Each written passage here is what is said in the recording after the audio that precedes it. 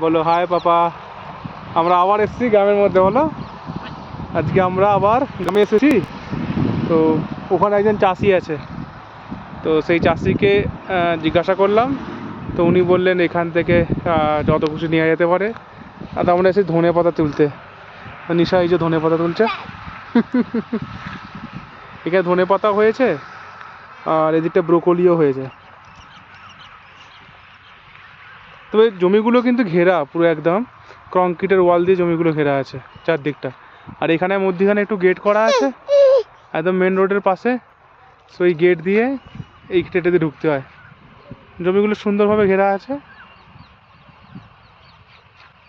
Broccoli এখানের মধ্যে আছে, ব্রোকলি। আর এই জমিটা পুরোটাই ধনেপাতা চাষ হয়েছে।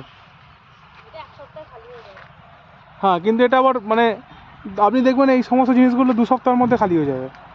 এই ধনেপাতা বললো, আমরা আগের সপ্তাহে যেখান থেকে নিয়েছিলাম না, পালং শাক নিয়েছিলাম যেখান থেকে, সেই জমিটা এখন প্রায় খালি, কিছুই নাই জমিটার মধ্যে। এই জমিটার সেই অবস্থা। না অল্প করে নিতে পারো, নাও অল্প না পারে নাও। তো উনি বললেন, চাষিটাকে জিজ্ঞাসা করলাম, উনি বললেন আপনি তুই যা যত খুশি নিতে পারো নাও। এই জন্য নিলাম। খুব সুন্দর লাগছে না নিশা? Thank you.